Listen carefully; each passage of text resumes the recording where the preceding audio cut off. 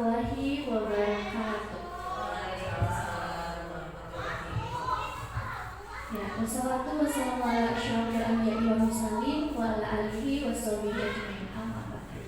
Puji dan syukur marilah kita panjatkan kehadiran Allah Subhanahu wa taala atas karunia-Nya. Hari ini kita dapat berkumpul pada kegiatan diseminasi budaya positif dalam rangka meningkatkan budaya positif di lingkungan SDN Cangkuang 1. Saya berterima kasih kepada Bapak dan Ibu yang telah hadir pada kegiatan diseminasi hari ini.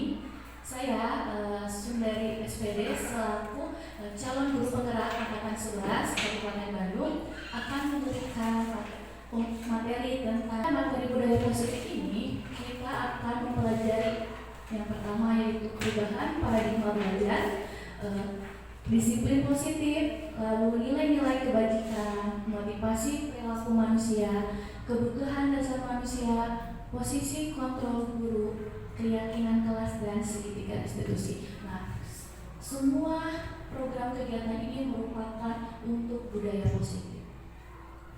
Budaya positif itu dari kata budaya awalnya. Budaya itu merupakan kebiasaan, tata tertib, aturan yang menjadi kebiasaan yang mendarah dari yang sudah tertanam pada diri anak. Nah, dalam pembelajaran khususnya pada abad 21 ini kita sudah menggunakan paradigma yang baru. Nah, pelajaran dengan menggunakan paradigma yang baru ini yaitu dirancang berdasarkan prinsip pembelajaran berdiferensiasi untuk mewujudkan profil pelajar Pancasila. Nah, untuk profil pelajar Pancasila ini mungkin tidak asing lagi ya bagi Bapak dan Ibu ya. Kita harus menerapkan nilai-nilai ke-6 itu di dalam pembelajaran kurikulum merdeka. Namun, hal ini yang menjadi tekanan kita selain profil pelajar Pancasila adalah pembelajaran diferensiasi. Karena seperti yang kita ketahui bahwa pembelajaran diferensiasi ini mungkin ada kalanya membuat kita kebingungan. Memang betul pelajaran berdiferensiasi dari kata berbeda. Jadi kita mengajarkan murid kita itu secara sesuai dengan kebutuhannya. Namun dengan pembelajaran diferensiasi ini kebanyakan kita memiliki konsep bahwa ketika kita memiliki murid seandainya 28 atau 32 gitu, berarti kita memberikan soal sebanyak 28 juga atau sebanyak 32 itu. Ataupun seandainya ketika kita memberikan soal itu kita mengelompokkan anak juga kayak anak yang dengan kelompok yang pintar-pintar, dengan anak yang kelompoknya yang kurang, seperti itu. Sebenarnya pembelajaran diferensiasi itu tidak se-chaos seperti itu, tidak se-chaos seperti itu. Walaupun kita sebagai guru memiliki tugas yang bahkan multitasking, kita harus memberikan kebutuhan anak dengan berbagai macam anak dengan kebutuhan yang berbeda. Kita harus kesana kemari gitu dengan waktu yang sama. Nah, itu tidak seperti itu pembelajaran diferensiasi. Karena pembelajaran diferensiasi ini lebih menekankan kebutuhan para si belajar, strategi, metode seperti itu. Jadi kita jangan khawatir bahwa berarti karena diferensiasi kita harus memberikan soal itu berbeda gitu kan. Bukan, tetapi kita menyesuaikan metodenya, variasi belajarnya, dan gaya belajarnya seperti itu. Next. Nah, dari sini kita akan membawa hal yang baru yang mana paradigma baru ini muncul karena sebelumnya terjadi miskonsepsi. Nah, di sini saya ingin Bapak Ibu melakukan sebuah praktek ya, secara berdua ya, secara berdua. Baik, boleh Bu Dela dengan Bu Nur, lalu Ibu juga boleh berdua ya. Yang satu lagi Ibu yang si A tugasnya akan memegang tangan, mengepal tangan maksudnya, mengepal tangan. Yang B, bagaimana cara dia melakukan usaha agar si A ini bisa membuka genggaman tangannya, dan Ibu yang C hanya memperhatikan. Oke, sebagai observer, sebagai pengamat. Baik, silakan Bapak Ibu ada yang mau jadi A-nya siapa? Barisan sebelah sini. Yang pemegang tangan. Baik, Bu Dela sebelah sini Ibu. Oke, kamu di sini aja bisa Bapak di sini. Baik, yang jadi B-nya siapa? Bapak Ibu cucu, B-nya di sebelah sini siapa Ibu? B itu iya, yang memberikan usaha. Bagaimana caranya si A ini harus ikut. Nah, untuk yang C-nya hanya sebagai pengamat. Jadi Ibu kepala sebagai mama dan ibu. Ya, baik. Sekarang enggak, oke, baik, silakan sekarang segera dimulai. Jadi untuk A, dia bebas mau dia tetap mengepalkan tangannya ataupun untuk membuka bebas. Namun untuk si B, dia bagaimanapun caranya harus melakukan sebaliknya. Caranya si A ini menutup dan mengepal, berarti dia harus ingin membukanya. Gitu. Sedangkan kalau seandainya si A ini membuka kepalanya, berarti si B gimana caranya menutup kepalanya. Silakan dimulai dari sekarang. Disakiti boleh nggak? Bebas.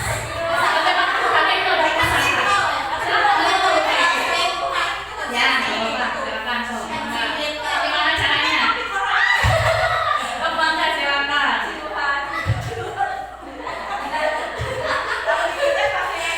Ya,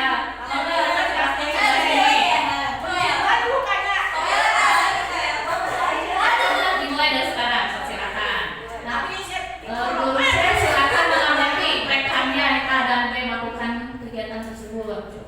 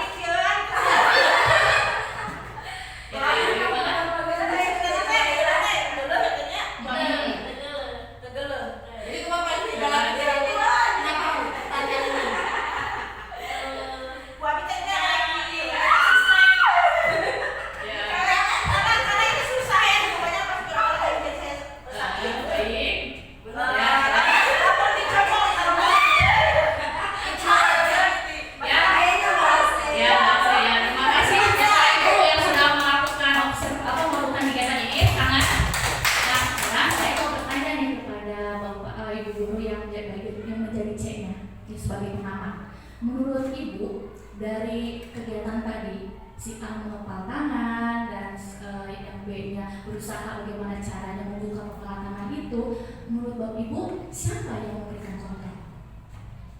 Yang memegang Yang mana? Yang memberikan kontrol? Yang mengepal. Siapa yang memegang kontrol itu? Yang mengepal. Si A. Si A yang bertahan gitu kan? Ibu yang siapa? Yang si B, karena kan dia berusaha untuk mengendalikan dia ini konsisten terbentuk ya gimana? Oh, jadi ibu memilih yang B-nya dan B-nya. Sebelah sini memilih yang A-nya. Ya. Baik, nah kita akan mengaitkan dengan miskonsepsi untuk teori kontrol. Sesuai dengan konteks kita sebagai guru, Bapak Ibu, bahwa sebenarnya yang memegang kontrol itu adalah dan konteksnya itu pada pendidikan yang memegang kontrol itu adalah murid kita, bukan kita sebagai guru. Nah, karena itu yang menjadi miskonsepsi kita tentang teori kontrol, bahwa pandangan guru itu menganggap bahwa murid itu bisa kita kontrol. Karena kan kita mungkin membayangkannya sebagai teori bahasa ya Bu ya, bahwa anak itu putih bersih tanpa bisa melakukan apapun, sehingga kita orang dewasa yang memiliki pengalaman dan pengetahuan yang lebih banyak yang bisa mengontrol anak. Sedangkan salah, murid itu yang memegang kontrolnya sendiri. Karena pada dasarnya dari praktek yang kita lakukan tadi, bahwa kan A ini kan sedang mengepalkan tangannya dengan kuat gitu ya Ibu ya. Betul ya, A yang mengepalkan tangan yang kuat. Nah jadi sebenarnya tuh dia yang mengontrol diri dia yang memiliki pilihan, dia yang ingin mengepalkan ataupun dia ingin membuka. Sedangkan yang B yang berusaha bagaimanapun caranya itu hanya memberikan suatu pilihan. Karena pada akhirnya yang A itu yang memiliki kontrol diri dia sendiri. Berkaitan kepada kita juga sebagai orang dewasa, yang bisa mengontrol kita adalah diri kita sendiri. Walaupun bagaimanapun caranya orang lain ingin mengontrol kita, tetap kita sendiri yang akhirnya memilih kontrol itu. Nah, selanjutnya adalah semua penguatan positif, efektif, dan bermanfaat. Nah, kadang Bapak Ibu kita selalu merasa bahwa penguatan positif itu efektif gitu, bahwa anak itu akan belajar dengan baik, dengan ini gitu. Bahkan contohnya penguatan efektif ini tuh dengan diberikan imbalan. Kadang kita melakukan hal yang salah, bahwa pemberian imbalan dalam melakukan kegiatan atau belajar akan menimbulkan permasalahan atau hal yang negatif bagi anak. Nah, nanti selanjutnya akan saya bahas hal tersebut.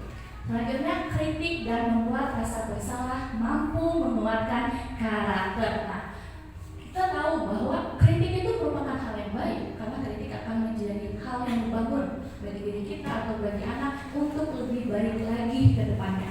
Namun kritik ini akan membuat anak merasa bersalah. Kenapa? Karena kritik mau menggunakan kata yang positif, menggunakan kata yang halus sekalipun, tetap makna atau penyampaian pesannya akan tetap negatif. Sehingga ketika anak mendapatkan pesan atau perkataan dengan makna negatif, yang diperoleh, yang ditanam oleh anak akan menjadi negatif pula. Ataupun yang ditanam kepada anak ini tidak akan berjangka panjang, hanya berjangka pendek. Selanjutnya, orang dewasa berhak memaksa. Nah, ini seperti konsep yang awal karena kita selalu membayangkan bahwa guru adalah orang dewasa, orang yang memiliki pengalaman, memiliki pengetahuan. Kita sebagai membayangkan ada mentransferkan ilmu dari kita kepada anak. Jadi kita itu memaksa anak biar anak itu bisa. Mungkin berdasarkan dari pengalaman kita sebelumnya bahwa pembelajaran itu melalui pemaksaan akhirnya berubah menjadi kebiasaan-kebiasaan. Sebenarnya konsep seperti itu adalah salah. Hal tersebut penanamannya akan bisa berhasil hanya dalam jangka waktu pendek. Sehingga penanaman nilai yang tujuan awalnya itu adalah menanamkan nilai-nilai dari profil Pancasila dan nilai-nilai lain itu tidak akan sampai kepada diri anak. Seperti itu. Selanjutnya, nah dari sini akhirnya kita harus memiliki paradigma atau memiliki budaya yang baru dalam melakukan proses pembelajaran kita di sekolah, yaitu menggunakan kata disiplin positif. Disiplin di sini mungkin kita tidak asing bahwa kita sering sekali menggunakan kata disiplin dalam tata tertib, aturan ataupun hal-hal yang sesuai dengan keyakinan kita sebagai orang dewasa gitu. Cuman kadang ada kalanya disiplin di sini selalu berkaitan dengan hukuman. Kenapa? Karena jika anak tidak disiplin, tidak sesuai dengan harapan yang kita inginkan, anak akan diberi hukuman.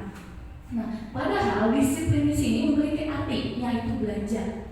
Nah, disiplin mengacu pada disiplin diri yang memiliki tanggung jawab terhadap apa yang dilakukannya berdasarkan nilai-nilai yang diyakini. Jadi, anak-anak itu belajar karena apa? Karena perasaan dia, karena nilai yang dia miliki, baru dia ingin belajar. Jika anak tidak diberikan penanaman nilai ataupun anak tidak memiliki nilai-nilai yang dia yakini, proses pembelajaran itu tidak akan masuk. Seperti itu. Dan anak pun dalam pembelajarannya juga harus bisa bertanggung jawab. Karena seperti yang tadi di awal, bahwa murid yang bisa mengontrol dirinya sendiri, sehingga dia yang memiliki tanggung jawabnya sendiri akan nilai yang dia pilih. Jadi ketika Bapak Ibu memberikan sebuah disiplin kepada anak, jadi itu pilihan anak apa yang dia pilih, karena berdasarkan apa? Nilai-nilai yang diyakini. Selanjutnya, nah bagaimana caranya kita sebagai guru mengarahkan nilai-nilai tersebut melalui disiplin positif. Disiplin positif ini merupakan salah satu cara penerapan disiplin yang bertujuan untuk menumbuhkan kesadaran serta memberdayakan peserta didik tanpa imbalan, penghargaan atau reward, ancaman atau hukuman. Nah, itulah tanggung jawab kita sebagai guru. Murid karena dia bisa mengontrol dirinya sendiri, dia juga akan menumbuhkan kesadaran bahwa apapun yang dilakukan itu bukan hanya karena membutuhkan imbalan atau karena dia ketakutan dengan hukuman atau ancaman, tapi memang karena nilai yang diyakini, karena perasaan dia yang dia pilih. Seperti itu. Selanjutnya, nah, nilai-nilai seperti apa sih sebenarnya yang harus anak peroleh? Yaitu nilai-nilai kebajikan. Nilai-nilai kebajikan adalah nilai-nilai yang disepakati bersama, lepas dari bahasa, suku, agama maupun latar belakangnya, sehingga nilai-nilai ini akan sepakat itu. Walaupun kita pergi kemanapun, nilai itu akan tetap sama. Itulah yang harus diperoleh oleh anak. Nah, apa aja nilai-nilai saat ini yang kita gunakan? Yang pertama adalah nilai dari profil pelajar Pancasila. Makanya Bapak Bapak Ibu, di dalam kurikulum Merdeka kita memakai nilai profil pelajaran Pancasila sebagai tujuan akhir dalam proses pembelajarannya. Lalu IBO Primary Years Program ini merupakan program kurikulum, Bapak Ibu ya. Mungkin kita agak asing ya sama IBO Primary Years Program. Ini merupakan kurikulum internasional yang biasanya dipakai oleh sekolah bertaraf internasional. Dan nilai-nilainya pun sama seperti tentang rasa, tanggung jawab, kemandirian, dan lain-lain. Yang terakhir adalah keterampilan hidup. Nah, keterampilan hidup memang menyesuaikan dengan pendidikan abad 21 ini bahwa pendidikan itu harus modern, harus melek teknologi dan sesuai dengan skill abad 21 yang mana anak harus bisa memiliki keahlian baik secara literasi dan numerasi. Nah, kadang kita mungkin salah memperhatikan miskonsepsi ya masuk literasi. Kita selalu membayangkan bahwa literasi itu berarti baca buku. Anak hanya minjem buku ke perpustakaan lalu membacanya dan membuat cerita berdasarkan dari buku tersebut atau membuat kesimpulan. Sebenarnya literasi ini maknanya sangat luas. Literasi ini seperti anak bisa berkomunikasi secara public speaking, anak bisa membuat puisi, membacakan puisi, sehingga literasi di sini itu adalah keterampilan yang perlu anak ketahui dan anak bisa seperti itu. Nah, bagaimana sih cara kita memberikan nilai-nilai atau bagaimana cara anak mendapatkan nilai-nilai tersebut? Nah, semuanya berawal dari motivasi. Karena yang ada di dalam diri dia yaitu motivasinya. Ketika dia memiliki motivasi, dia pasti akan melakukan atau dia akan menanamkan nilai-nilai yang mereka yakini. Nah, untuk yang pertama, motivasi perilaku manusia itu ada dua. Yang pertama, extrinsic. Kenapa saya biasanya dalam motivasi ini kita kan selalu mendahulukan intrinsik. Cuma sekarang saya akan menjelaskan extrinsic dulu, motivasi dari luar. Karena tanpa kita sadari, anak lebih banyak diberikan motivasi secara ekstrinsik dibandingkan intrinsik. Nah, ekstrinsik ini berarti dari luar motivasinya. Yang pertama, untuk menghindari ketidaknyamanan atau hukuman. Nah, dari hukuman ini kadang jelas anak itu ketika melakukan sesuatu dan ternyata akhirnya ada hukuman, dia pasti akan melakukan hal yang terbaik. Kenapa? Karena dia merasa tidak nyaman, dia takut akan mendapatkan hukuman, sehingga mungkin dia akan melakukan penanaman nilai tersebut. Apabila seorang guru memberikan nilai yang baik kepada anak, tetapi dilakukan secara paksaan ataupun diberi hukuman jika tidak dilaksanakan seperti itu, maka akhirnya anak pun tidak akan nyaman. Kenapa tidak akan nyaman? Karena dia akan merasa ketakutan, cemas, dan efeknya apa? Anak memiliki emosi yang negatif. Kadang mungkin pendidikan kita seperti sebelumnya kan dari zaman dulu kan bahwa bentuk hukuman itu selalu menjadi cara atau langkah yang terbaik gitu, untuk mendisiplinkan anak gitu. Namun sebenarnya Bapak Ibu, hal itu bukan hal yang salah. Kenapa hal yang salah? Karena hanya memunculkan emosi yang negatif dan akhirnya anak menjadi pendendam. Kenapa pendendam? Ketika dia merasakan dendam, dia akan merasa tidak suka, akan merasakan benci, sehingga rasa emosi itu akan selalu ada tertanam dalam diri dia hingga dia dewasa. Jadi ketika mungkin dia suatu saat akan menjadi seorang orang dewasa atau menjadi seorang pendidik, dia akan melakukan hal yang sama juga seperti itu. Karena menurut dia dan menurut pengalaman nilai yang dia yakini bahwa pendidikan secara kekerasan atau pendidikan dengan menggunakan hukuman itu merupakan hal yang baik, karena mungkin dia pernah merasakannya seperti itu. Padahal hal seperti itu tidak relevan dengan sekarang dan hanya menimbulkan hal-hal yang negatif kepada. Selanjutnya, untuk mendapatkan imbalan atau penghargaan dari orang lain. Nah, kadang kita selalu memberi cara untuk mendisiplinkan anak itu dengan menggunakan imbalan seperti itu. Karena kita sudah tahu nih bahwa hukuman itu memang tidak baik kepada anak-anak. Cuma imbalan di sini itu mana anak itu akan melakukan hal tersebut jika guru memberikan motivasi imbalan kepada anak. Betul, anak akan mengikuti perintah guru tersebut. Namun, ketika imbalan atau penghargaan itu dilakukan secara terus-menerus, yang ada anak tidak akan memikirkan nilai yang dia yakini, tapi anak akan mencari gitu cara bagaimana untuk mendapatkan imbalan tersebut kan. Akhirnya yang ditanya bukannya nilai tapi imbalannya. Jika imbalan itu dilakukan lagi secara terus menerus akan menimbulkan banyak sekali masalah. Masalah apa aja? Bukan dari diri anak itu sendiri, karena yang ditanam nilainya itu bukan yang tidak sesuai dengan yang diharapkan itu dengan nilai kebajikan, tetapi juga proses sosial anak.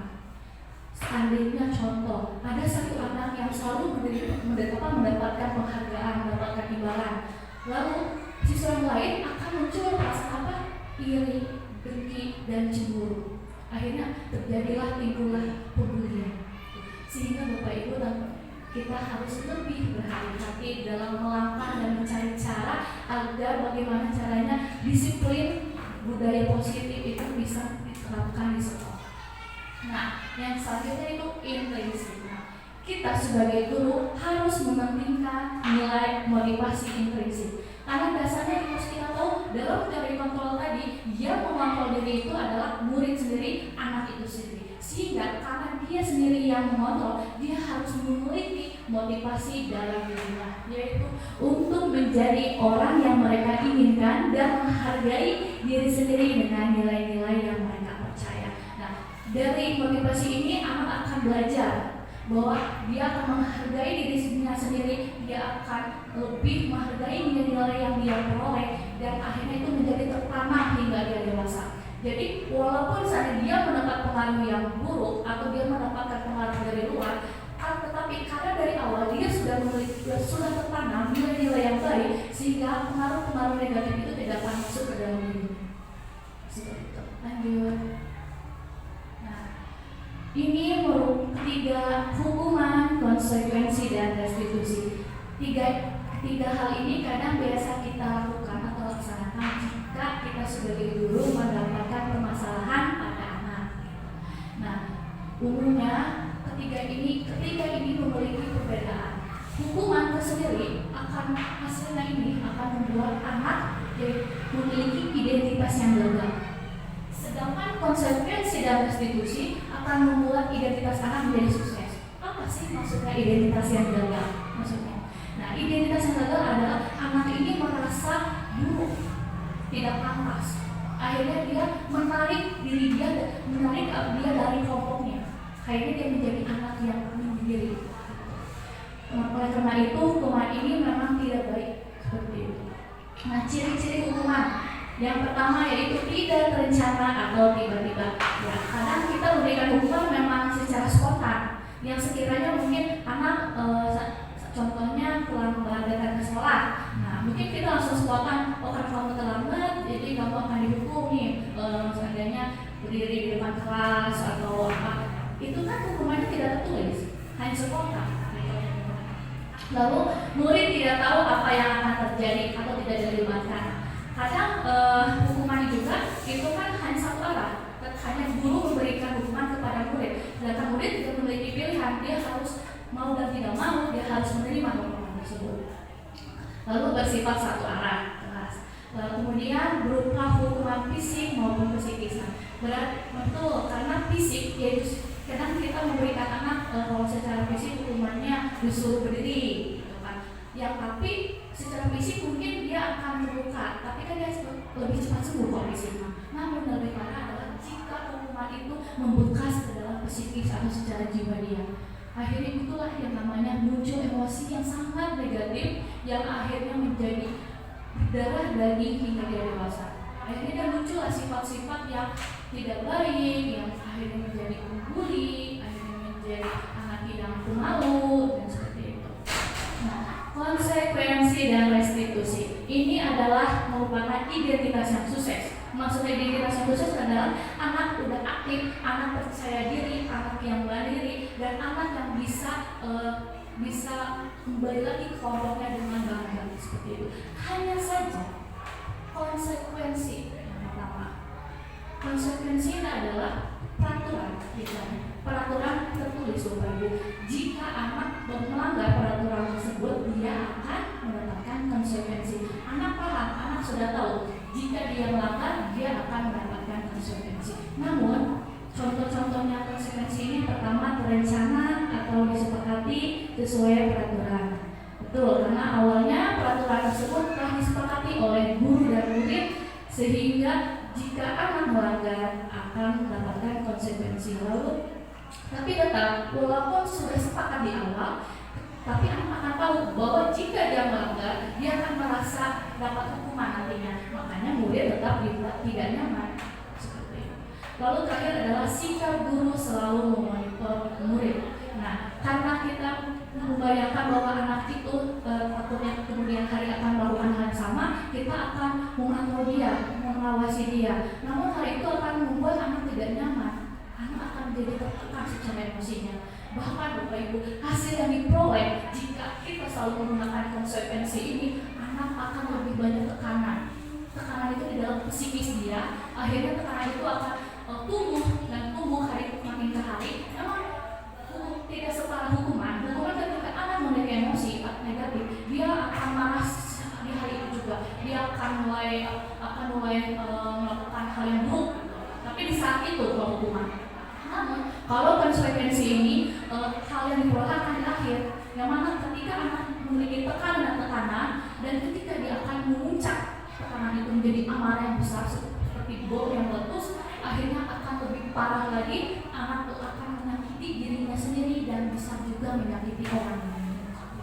Dan yang terakhir adalah harapan kita sebagai guru harus bisa mencapai disiplin positif menggunakan restitusi. Ya mungkin kita cukup asing ya restitusi ini ya. Restitusi ini merupakan proses menciptakan kondisi bagi murid untuk memperbaiki kesalahan. Nah, disinilah Bapak Ibu, ketika anak mendapatkan kesalahan atau mendapatkan permasalahan, kita sebagai guru bukannya langsung memarahi, bukan langsung menyalahkan atau langsung memberikan hukuman atau mengingat tata tertib, tetapi menanyakan kepada anak mengapa dia melakukan hal tersebut, sehingga anak akan belajar untuk memperbaiki kesalahannya. Jadi anak akan nyaman karena dia tidak akan memikirkan hukuman, tetapi dia akan memikirkan solusi atas permasalahannya tersebut. Seperti itu. Nah, bagaimana caranya? Dengan menggunakan proses kolaboratif yang mengajarkan murid untuk mencari solusinya sendiri. Nah, proses kolaboratif ini adalah proses di mana guru dan murid kita saling bertanya, saling berbicara, menanyakan kenapa murid tersebut bisa menimbulkan masalah. Karena setiap tindakan baik positif maupun negatif pasti akhirnya memiliki tujuan, ada penyebabnya kuat seperti itu. Lanjutnya, ya, coba Bapak Ibu sekarang perhatikan. Di sini ada analisis kasus. Ya, saya bacakan. Kita semuanya belajar bersama-sama ya. Ibu Ambar, guru wali kelas 2A di SD Pelita Hati, sedang bingung menghadapi ulah salah satu murid di kelasnya, Doni. Beberapa anak di kelas 2A telah datang padanya dan mengeluhkan Doni yang seringkali meminta bekal makan siang mereka dengan paksa. Jika Anda menghadapi situasi seperti itu, jika Anda menghadapi situasi seperti Ibu Ambar, apa yang akan Anda lakukan?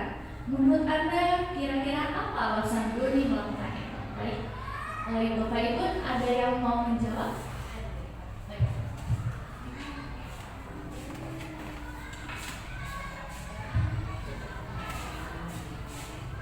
Oke, terima kasih ya.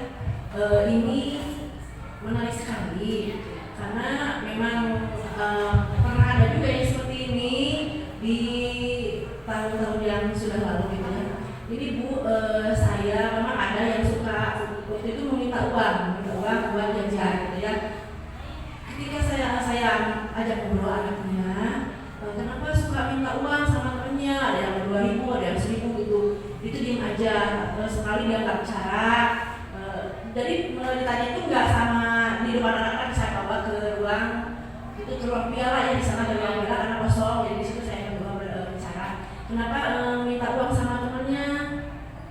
Ya Bu, lama-lama udah lama dia ngobrol. Ya udah saya kan mau jajan, seperti itu mau jajan. Bawa makan enggak? Bawa makan, tapi bakalnya itu ya yang itu aja, sama mamanya memang udah dikasih bakal. Cuma bakalnya itu misalnya ada nasi, kadang sama nugget, kadang mie, mungkin anaknya bosan jadi pengen jajan, nggak dikasih uang, dikasihnya cuma tuh 2.000, jadi minta ke temennya 2.000 buat jajan gitu. Dan akhirnya saya ada ngobrol, dia nggak dikasih makan sama mamanya, nggak cukup maksudnya, ya mintalah sama temennya dan ngajago lah gitu bilang teh, bahwa dia tuh bisa meminta sama temennya dan yang dimintanya itu memang kebanyakan anak-anak yang cicingan gitu kan, diminta dipaksa untuk kasih. Itu setelah saya ajak bicara memang itulah hasilnya seperti itu. Nah, Bapak Ibu, betul kata Ibu Nur bahwa dalam penyelesaian masalah pada murid kita tidak serta-merta langsung memberikan hukuman. Ketika ada anak yang lain memberikan kita informasi bahwa anak itu salah, kita jarang langsung menerima informasi tersebut, tetapi kita harus mencari kenapa hal tersebut bisa terjadi. Kita akan melihat dari kebutuhan dasar manusia. Nah, semua permasalahan pada anak itu berawal dari kebutuhan dasar manusia. Apa itu kebutuhan dasar? Yaitu segala sesuatu yang kita lakukan untuk mendapatkan apa yang kita inginkan. Seluruh tindakan itu memiliki tujuan tertentu dan semua usaha terbaik yang kita lakukan dalam rangka apa? Untuk memenuhi kebutuhan dasar manusia. Nah, yang pertama kebutuhan dasar manusia adalah bertahan hidup. Nah, bertahan hidup, Bapak Ibu sudah tahu ya apa bertahan hidup? Seperti makan, minum, memiliki rumah, seperti itu. Bisa saja kita kaitkan ya Ibu ya dari cerita Ibu tadi ya, bahwa anak itu meminta uang gitu ya Ibu ya kepada temannya gitu kan, dikarenakan dia ingin membeli makanan gitu. Karena dasarnya apa? Dia membutuhkan makan. Jadi karena dia membutuhkan makanan yang lain, jadi dia untuk memenuhi kebutuhan dasar manusia sebagai bertahan hidup. Nah, disitulah makanya kita sebagai guru melihat juga apa sih kebutuhan dasarnya hingga dia melakukan hal tersebut. Nah, lalu kita kaitkan kasih sayang dan rasa diterima. Kasih sayang dan rasa diterima ya seperti yang kita lakukan ketika kita merasa dicintai, disayangi dan diterima oleh orang tua atau lingkungan ataupun oleh masyarakat, kita akan merasa bangga, kita akan merasa diri kita itu merupakan orang yang baik. Tapi dari cerita Ibu tadi ya kita kaitkan ya, kita ada kasus yang sudah terjadi aja. Mungkin bisa aja anak itu di rumah kurang mendapatkan perhatian, seperti itu ya. Makanya mungkin dia di sekolah karena dia tidak mendapatkan perhatian, dia tidak bisa mengungkapkan perasaan dia di rumah, jadi dia melakukan hal tersebut di sekolah. Selanjutnya penguasaan. Penguasaan di sini adalah kompetensi atau kemampuan yang ada pada diri anak. Jika kita kembali kaitkan dengan cerita Ibu bahwa berarti anak itu apa coba? Dia ingin merasa paling hebat gitu. Dia mungkin merasa dia melihat teman-teman dia itu paling lucu gitu kan, lucu karena mereka takut akan diri dia, makanya dia ingin berkuasa, memiliki suatu hal yang lebih dibandingkan yang dia. Kemudian kebebasan. Nah, kebebasan juga sama, berarti anak itu ingin mandiri, ingin bisa melakukan sesuatu itu tanpa bantuan orang lain. Nah, seperti cerita tersebut, mungkin anak ini mengambil uang temannya itu ya karena dia malas untuk berbicara pada orang tua karena mungkin dari awal sudah tidak diberikan perhatian, kasih sayang, sehingga ya udah dia dengan mudahnya secara mandiri tanpa ada pengaruh orang lain atau tanpa ada perintah dari orang lain, dia melakukan hal tersebut dengan sendiri gitu, dengan keinginan dia sendiri. Akhirnya terjadilah pengadilan uang kepada teman-temannya. Terakhir adalah kesenangan. Nah, memang dasarnya anak-anak itu selalu dekat dengan kesenangan, dengan kebahagiaan, kenyamanan gitu kan. Dia akan melakukan hal-hal yang menurut dia itu menarik gitu kan. Bisa saja anak tersebut melakukan hal tidak terpuji, yaitu mengambil uang temannya itu karena dia merasa senang saja melihat teman-temannya mungkin kesusahan, dan melihat teman-temannya menangis gitu kan, seperti itu. Nah, hingga kesimpulannya Bapak Ibu, apapun permasalahannya, sekecil apapun, walaupun permasalahan itu tidak tampak gitu, tetap semuanya ada dasarnya, yaitu kebutuhan dasar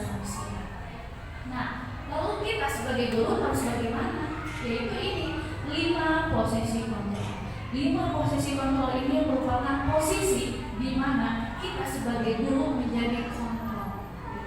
Kontrol di sini adalah bukan guru yang kita lakukan mengontrol murid kita selama ini. Yang pertama ada hukum, yang kedua membuat merasa bersalah, teman, pemantau, dan manajer. Nah, kita untuk meninjau tentang 5 kontrol ini, kita coba mengambil kasus penerapan dari 5 posisi kontrol itu. Ceritanya mengenai siswa selalu datang terlambat ke sekolah. Nah, penghukum, guru yang memiliki posisi sebagai penghukum, biasanya guru ini memiliki karakter yang tegas, memiliki ucapan atau nadanya itu yang tinggi tanpa memikirkan perasaan anak itu, dan kata-katanya itu juga biasanya secara spontan tanpa ada niat kendali ataupun berdasarkan dari kata tertentu. Ini contohnya perkataan dari guru memposisikan sebagai penghukum. Berdiri di depan kelas selama 1 jam. Anak akan melakukan hal tersebut. Betul, karena anak akan melakukan perintah dari guru itu. Dia akan melaksanakan berdiri di depan kelas selama 1 jam. Kenapa dia melakukan tersebut? Dia akan takut terhadap guru itu, karena guru itu telah memberikan dia hukuman. Gitu. Cuma apa sih hasil yang diperoleh? Yang awalnya niat kita kan untuk anak agar anak itu tidak mengulangi lagi perbuatannya atau masalahnya kan. Tapi kebalikannya hanya akan menimbulkan negatif seperti yang di awal tadi Bapak Ibu. Nah, seperti itu. Selanjutnya pembuat rasa bersalah. Nah, kadang Bapak Ibu kita juga tidak sadar gitu, bahwa kita suka melakukan memposisikan diri kita itu sebagai pembuat rasa bersalah. Nah, pembuat rasa bersalah ini sebenarnya gurunya ini lembut. Dia selalu menggunakan kata-kata yang halus, yang nadanya rendah, tetapi sekali berbicara itu sangat mengena bagi diri anak itu. Nah, contoh katanya, kamu selalu membuat ibu kecewa dengan tindakan kamu selama ini. Apa yang hasilnya diperoleh anak? Anak akan merasa kecewa. Dia merasa identitasnya gagal. Berarti anak merasa diri dia ini tidak pantas untuk hidup. Akhirnya anak akan memiliki emosi yang negatif terus atau tentang hal yang buruk tentang diri dia gitu kan. Bahkan seperti di awal tadi, pembuat rasa bersalah ini lebih banyak permasalahannya negatifnya dibandingkan guru yang memberikan hukum. Jadi sebaiknya kita harus menghindari pembuat rasa bersalah ini. Selanjutnya, teman. Nah, ada kita sering nih memposisikan diri kita sebagai teman karena akan terasa proses pembelajaran itu akan menjadi menyenangkan, akan akrab kita dengan murid kita gitu, dan murid kita pun sebaliknya juga akan merasa nyaman dengan kehadiran kita. Nah, biasanya kata-kata atau nada yang digunakan oleh guru yang memposisikan sebagai teman ini nadanya sangat bersahabat, akrab seperti seorang teman dengan teman yang lainnya. Contohnya, ayo dong ikuti aturan sekolah, tolong bantu ibu sekali ini saja ya. Anak betul, Bapak Ibu, akan berdampak positif bagi anak. Anak akan merasa nyaman karena dia tidak mendapatkan hukuman, dia tidak akan mendapatkan konsekuensi gitu kan. Cuma dampak negatifnya adalah apa? Dia memiliki ketergantungan terhadap guru. Karena dia merasa guru itu adalah temannya dia, guru itu adalah orang yang mengerti dia gitu. Sehingga contohnya sering saya rasakan gitu ketika mengajar gitu.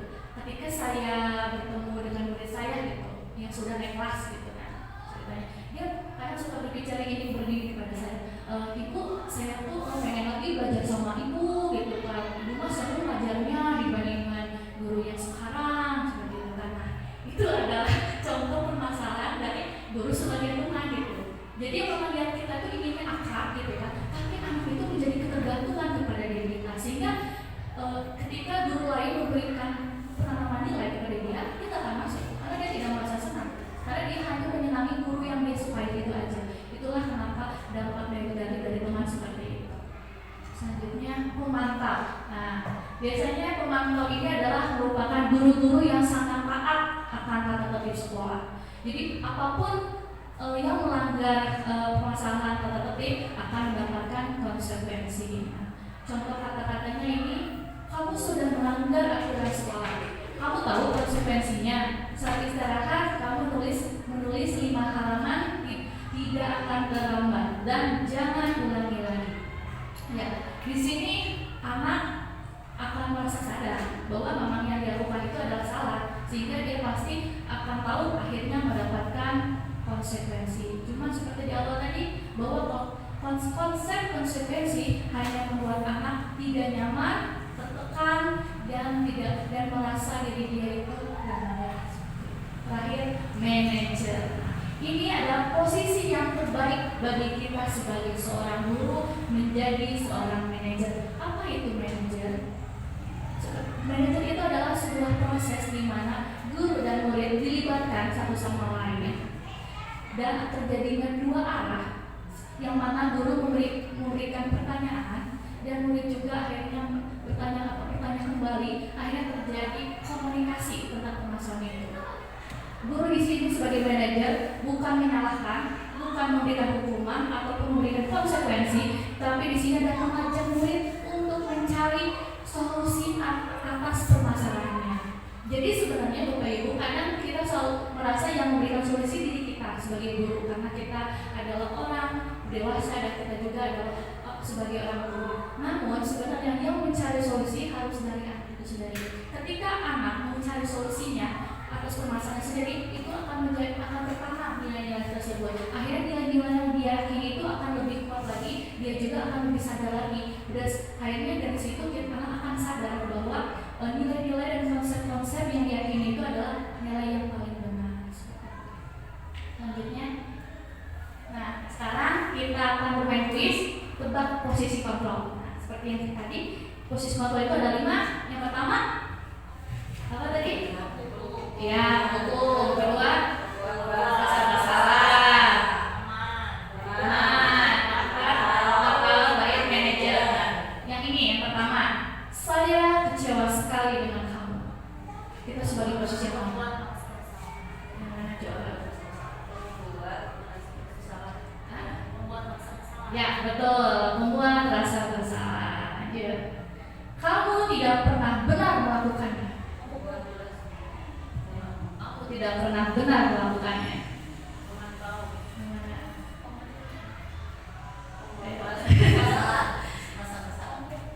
Iya, penghukum. Karena kan spontan kan pada ininya. Nah, kalau ini, apa rencanamu untuk menyelesaikan masalah ini? Ya, jelas manajer, karena bertanya bukan menyalahkan. Lanjutnya, ayolah lakukan demi bapak ibu ya. Aman, jelas. Terakhir, kamu tidak pernah mendapat nilai jika tidak mengerjakan tugas. Pemantau, karena berdasarkan dari tata tertib atau aturan. Nah, alhamdulillah bapak ibu sudah paham ya dari posisi ini. Nah, jadi kesimpulannya, kita sebagai guru harus menyesuaikan permasalahan anak. Jadi dalam memposisikan diri kita sebagai kontrol ini harus dilihat dulu masalah anaknya seperti apa gitu kan. Tapi memang yang terbaik adalah memposisikan diri kita sebagai manajer. Dengan posisi kita sebagai manajer, kita tidak akan menyalahkan, kita tidak akan memberikan hukuman, apalagi kita tidak akan menyakiti diri anak. Melainkan kita akan membantu dan mengajak siswa untuk membangun dan menyelesaikan permasalahannya sendiri. Keyakinan kelas.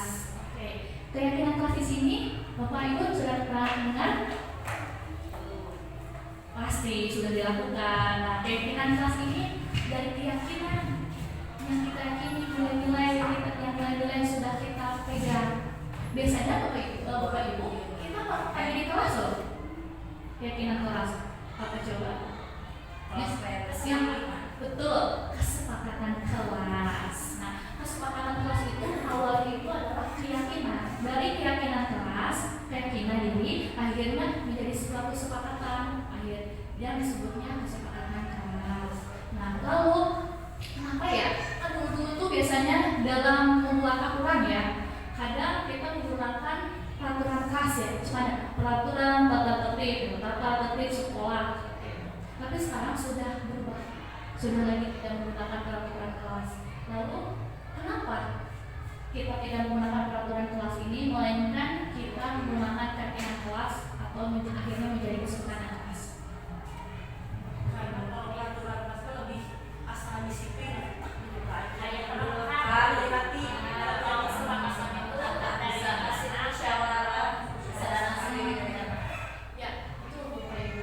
Bahwa peraturan kelas dan keyakinan kelas itu sama aja sebenarnya. Sama-sama tentang aturan tata tertib yang harus dilakukan oleh murid. Hanya saja peraturan kelas itu tadi sifatnya seperti yang katakan karena ada paksaan seperti itu. Dan pasti hanya satu arah ya, karena yang memberikan tata tertib atau peraturan kelas ini kan biasanya guru kan, murid tidak dilibatkan, murid hanya menerima peraturan tersebut. Sedangkan keyakinan kelas yang akhirnya menjadi kesepakatan kelas ini adalah terjadinya dua arah, guru dan murid kita saling terlibat, mencari nilai-nilai yang terbaik untuk di kelas itu. Akhirnya setelah mencari nilai-nilai yang baik itu, akhirnya memiliki kesepakatan yang mana kesepakatan itu harus diyakini setiap murid dalam melakukannya di kelas. Seperti itu. Lanjutnya Ibu. Nah, bagaimana sih cara pembentukan keyakinan kelas? Yang pertama ini bersifat abstrak, jelas. Kalau peraturan kelas itu bersifatnya konkret. Kenapa konkret? Kalau konkretnya gini, ketika anak membaca peraturan bahwa anak dilarang membuang sampah di kelas, nah, itu kan jelas, memang betul anak melakukan tindakan tidak membuang sampah di kelas gitu. Tetapi kalau bersifat abstrak adalah bukan masalah anak membuang sampah di kelasnya, tapi nilai apa yang diambilnya bagi anak. Seperti itu. Nilai-nilai yang akhirnya itu tertanam kepada anak gitu. Jadi kan kalau konkret itu kan jadi anak tuh memang karena tidak membuang sampah di kelas, jadi ya karena dia melaksanakan perintah itu karena ya di kelas gitu. Tapi kalau di tempat lain ya karena tidak ada peraturannya, ya udah dia tidak akan membuang sampah di kelas, membuang sampah di ruangan kita. Dia bisa aja membuang sampah di situ karena kan peraturannya bukan kayak gitu, tidak ada. Tetapi dengan bersifat abstrak, nilai yang ditanam ke dalam diri anak itu akan tertanam di mana-mana. Baik dia dimanapun berada, dia akan selalu mengikuti nilai-nilai tersebut. Lalu berupa pertanyaan universal. Nah, pertanyaan-pertanyaan keyakinan kelas juga memang sangat umum yang biasanya terjadi di dalam kehidupan anak dan dibuat dalam pernyataan positif. Nah, kadang kita lupa nih, Bapak Ibu, bahwa kita membuat kesepakatan kelas itu biasanya ya umumnya tuh dilarang buang sampah, gitu. Jangan ikuti kelas, tidak boleh mengganggu teman-teman yang lain. Sebenarnya kata-kata tersebut itu tidak relevan, tidak baik. Seperti di awal, jika kita ingin menanamkan nilai yang baik, gunakanlah juga kata-kata atau nilai yang baik pula. Sehingga dalam membuat kesepakatan kelas juga awalnya betul seperti itu. Kan berawal dari keyakinan anak tentang sana dilarang, tidak, jangan. Tapi kita akan belajar bersama-sama secara sepakat dengan anak mengubah kalimat tersebut ke dalam positif. Selanjutnya sedikit saja agar mudah diingat ya.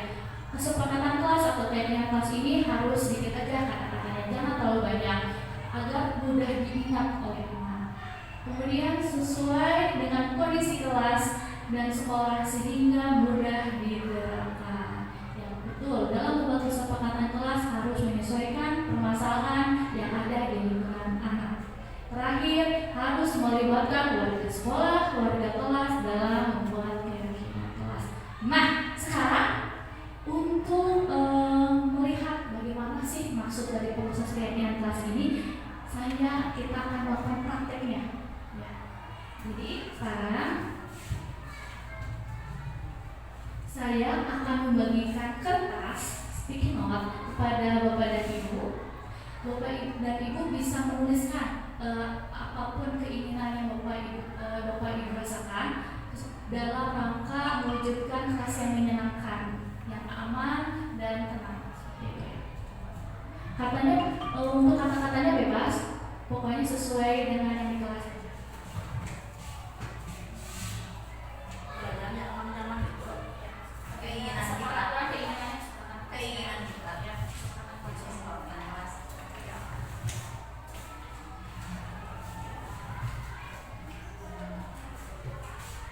biar apa ya? Berupa kesepakatan kelas. Satu aja, cukup satu aja. Biasanya Bapak dan Ibu lakukan di kelas apa aja biasanya anak-anak tulis untuk membuat kelasnya nyaman itu bagaimana gitu.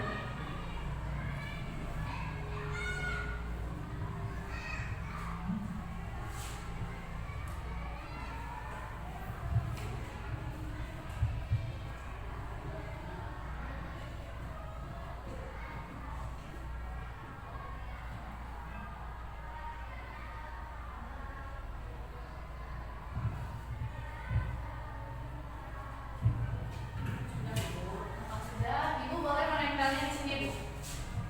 Silakan ditempel di depan.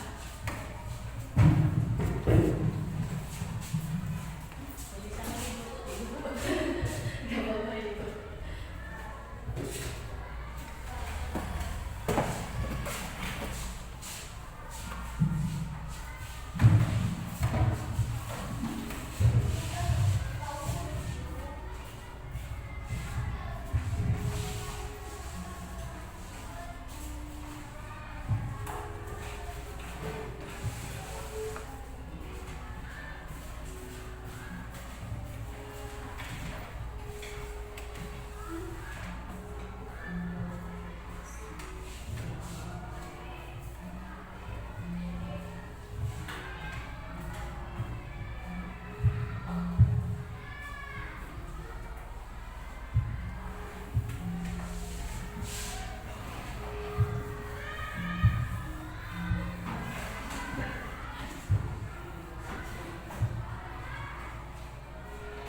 Karena sudah selesai, nah sekarang Bapak dan Ibu ada yang mau ke depan.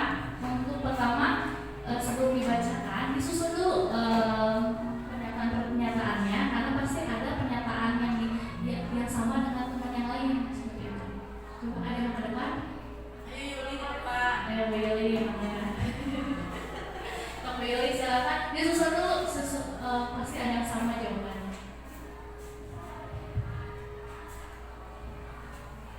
Karena biasanya nilai-nilai yang kita yakini itu antara satu dengan yang lain itu akan sama seperti itu. Jadi sebelum kita membacakan hasilnya, kita harus dipilih kata dikelompokkan terlebih dahulu.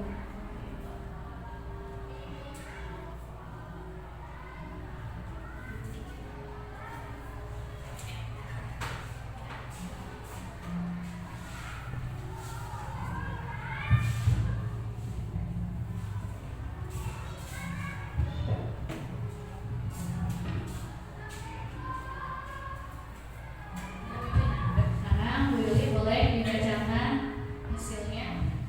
Yang pertama, kesepakatan yang pertama, supaya siswa tidak dapat membuang sampah di dalam kelas.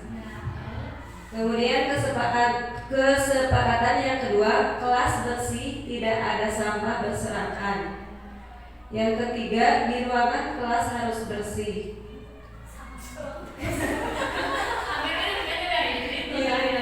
Keempat, memakai seragam yang rapi sesuai jadwal yang sudah disepakati. Yang kelima, kalau berantem atau sampai membuat teman menangis harus memberikan jajan sama teman yang menangis. Wah. Terima kasih kepada Bu Yuli ya teman-teman.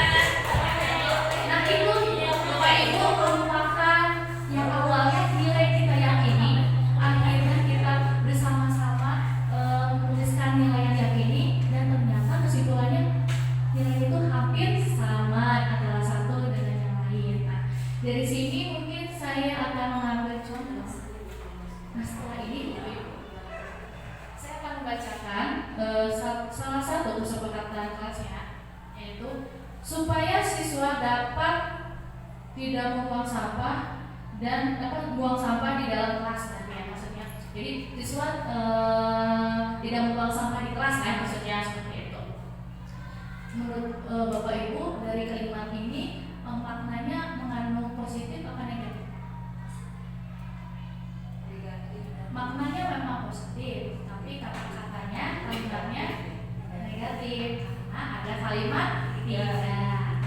Jadi untuk sekarang kita sudah paham ya bahwa bahwa dalam pembuatan kesepakatan kelas kita harus menghilangkan kata tidak, kata jangan, kata dilarang. Kenapa? Sama aja itu seperti peraturan kelas atau peraturan sekolah. Jadi sehingga lebih condongnya hanya satu arah, gitu kan. Tidak ada nilai nanti yang akan diperoleh gitu, karena prosesnya itu anak akan merasa terpaksa seperti itu. Tetapi dari siswa tidak buang sampah di dalam kelas, coba kita ubah ke dalam positif seperti apa?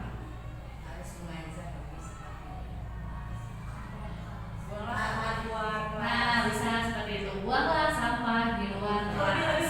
Simpanlah sampah di luar kelas. Bisa, simpanlah sampah di luar kelas. Atau di tempat sampah. Ya. Ya, buang sampah pada tempatnya. Seperti itu. Menjaga kebersihan kelas. Nah, seperti itu. Jadi jangan ada sampah-sampah di dalam kelas berarti. Iya, berarti bisa aja tadi menjaga kebersihan.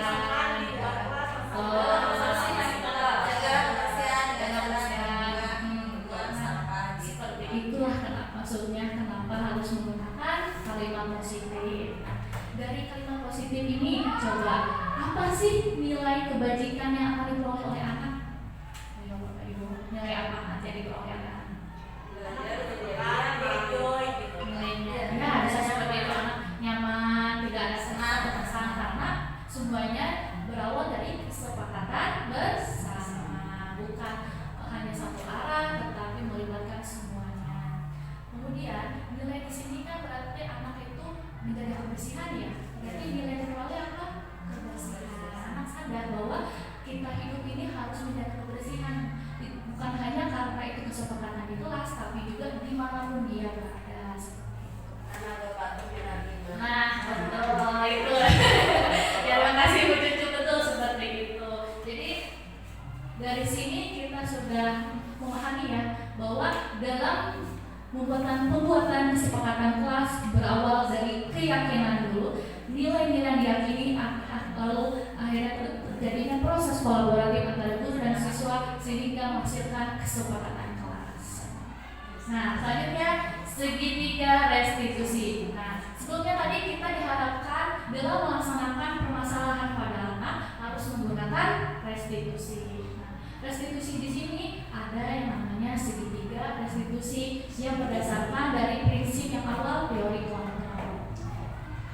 Restitusi adalah suatu proses dialog yang dijalankan oleh guru agar dapat menghasilkan murid yang mandiri dan bertanggung jawab. Nah, jadi di sini tuh guru memposisikan diri hanya sebagai apa? Mengarahkan, menanyakan gitu, menggali anak agar bisa memecahkan masalahnya sendiri seperti itu. Nah, dalam segitiga restitusi ini ada 3 sisi. Sisi yang pertama adalah menstabilkan identitas, yang kedua validasi tindakan yang salah, yang ketiga menanyakan. Yang pertama, menstabilkan identitas. Menstabilkan identitas adalah prinsip membuat kesalahan dalam bagian dari proses belajar. Nah, jadi ketika anak mendapatkan masalah, itu kita tidak langsung serta-merta menyalahkan atau anak ini memang salah gitu, tetapi itu adalah proses mereka belajar. Karena proses mereka belajar itu tidak hanya melalui akademis saja secara pengetahuannya gitu, tapi dari pembelajaran secara nilai dan pengalaman yang telah mereka lalui seperti itu. Nah, dalam menstabilkan identitas ini ada kata-kata yang kita gunakan dalam prosesnya. Yang pertama itu seperti ini, berbuat salah itu wajar. Tidak ada manusia yang sempurna. Ibu bapak juga pernah melakukan itu. Ibu atau bapak tidak mau mencari siapa yang salah, tapi ibu atau bapak ingin mencari solusi dari permasalahan ini. Dan kamu berhak merasa begitu. Coba dari pertanyaan ini, Bapak Ibu, apa yang dirasakan? Seandainya Bapak Ibu menjadi seorang murid, nyaman ya, merasa nyaman, merasa tenang gitu. Yang tadinya dia lagi emosi karena permasalahan dia, tapi dia akan lebih tenang rasanya. Selain itu Jika kita langsung menodongkan permasalahan itu seperti kamu memang salah, kamu harusnya tidak seperti itu gitu kan, itu hanya membuat anak merasa buruk. Akhirnya apa tadi, identitasnya gagal. Nah di sini guru ini memposisikan diri ini sebagai apa, membantu anak. Bukannya awalnya kan anak itu merasa identitasnya gagal karena dia merasa dia tidak pantas, karena dia merasa akhirnya dia menarik diri dari kelompoknya karena dia tidak gagal itu. Cuman guru di sini mengarahkan anak dan membuat anak bisa kembali lagi ke kelompoknya, tapi dengan kondisi apa yang kuat, dengan kondisi yang lebih bangga, lebih lebih aktif lagi di kelompoknya seperti itu. Selanjutnya validasi tindakan yang salah.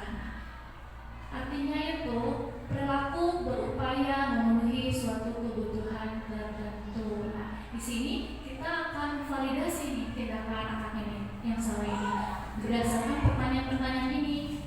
Kamu pasti punya alasan mengapa melakukan itu. Padahal kamu bisa melakukan yang lebih buruk dari ini ya. Kamu patut bangga karena telah melindungi sesuatu yang penting buatmu. Lalu kamu melakukannya karena mempertahankan sesuatu yang penting bagimu. Nah, di sini kita sebagai guru memposisikan diri seperti murid kita. Ketika murid kita merasakan hal tersebut, kita juga ikut mencoba merasakan, sehingga murid akan merasa tersambung secara perasaannya. Guru mengerti juga akar permasalahannya, sehingga kan anak pun merasa dengan guru itu terjadi satu kesatuan gitu. Bukan berarti guru berbicara seperti ini karena guru tidak akan paham dengan perasaan saya, tetapi melalui validasi tindakan yang salah ini, murid akan merasakan bahwa guru memang memahami permasalahan saya, memahami perasaan saya, sehingga murid lebih terbuka lagi, lebih meyakinkan lagi diri dia tentang permasalahan yang ada itu. Dan yang terakhir adalah menanyakan keyakinan. Nah, di sini bahwa kita sebagai guru harus meningkatkan motivasi apa tadi?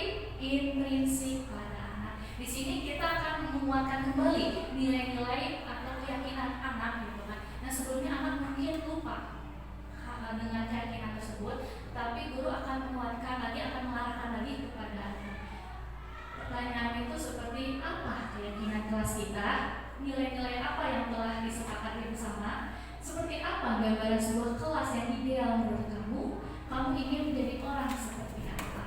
Nah, dari sini murid-murid akan merasa lebih memperkuat lagi nilai-nilai yang dipahaminya gitu kan, sehingga nilai yang tertanam itu akan lebih kuat lagi, lebih dipahami kembali, dan lebih lagi anak itu tidak akan mudah lupa atau mudah terpengaruh dari nilai-nilai yang tidak baik. Next. Ini merupakan contoh penerapan yang saya lakukan dalam segi penerapan teori segitiga restitusi.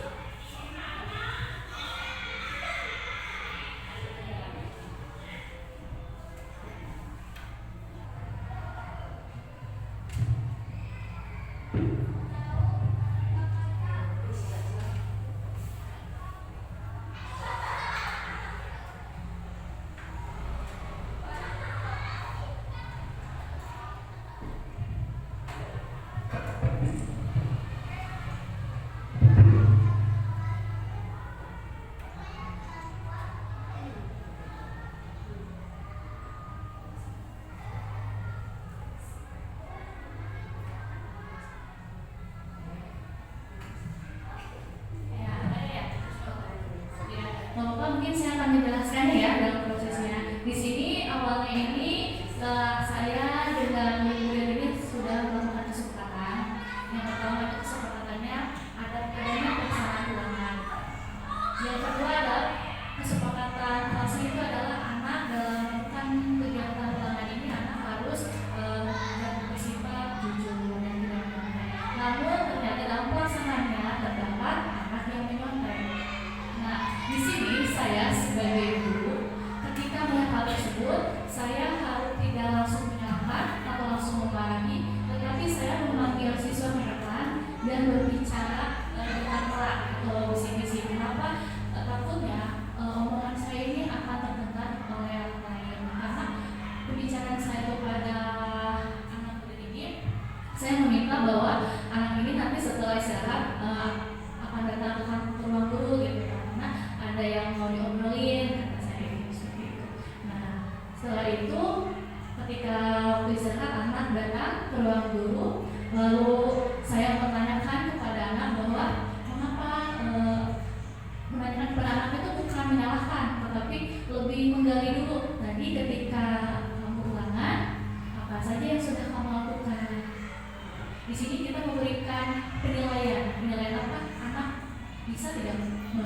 kejujuran tersebut apa yang dilakukan. Ternyata anak berbicara sesuai dengan yang dialami.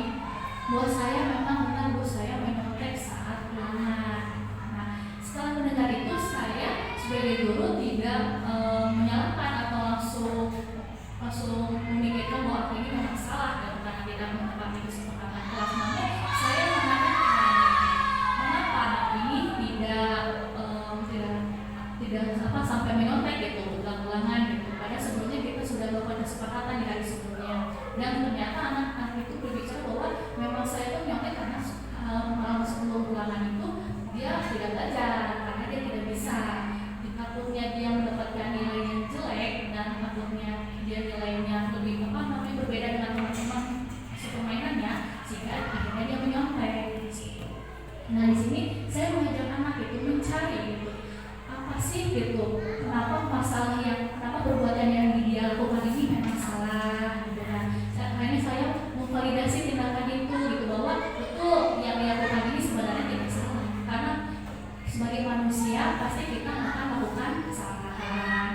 Nah di sini saya posisinya tidak menyalahkan, tetapi saya memposisikan diri seperti anak gitu. Memang betul gitu yang dilakukan ini tuh sebenarnya tidak serta-merta salah gitu, hanya saja coba kembali lagi nilai yang ini anak, apakah nilai yang diperoleh itu memang nilai yang baik. Nanti anak di sini akan menggali nih, oh ternyata memang yang saya lakukan ini memang tidak baik gitu. Nah seharusnya yang dilakukan itu adalah saya harus belajar dengan kemudian agar saya bisa mendapatkan nilai yang baik dengan cara juga yang baik. Nah itu merupakan proses dari segitiga restitusi. Dari sini kita satu lagi yang terakhir, yaitu menanyakan keyakinan. Setelah memvalidasi tindakan anak bahwa memang tindakan itu salah dan anak pun sadar, baru terakhir anak akan kembali lagi nih, oh ternyata memang saya itu harus menyepakati kesepakatan kelas dan sesuai dengan nilai-nilai diyakini juga gitu kan. Jika anak tidak merasa nilai diyakini tidak sesuai dengan peraturan kesepakatan kelas, hal tersebut tidak akan terjadi. Makanya Bapak Ibu diharapkan dalam membuat kesepakatan kelas, anak-anak juga harus ikut terlibat dalam prosesnya, dan dimana anak harus mencari sendiri solusi atas permasalahannya, bukan kita sebagai guru yang memberikan solusi tersebut.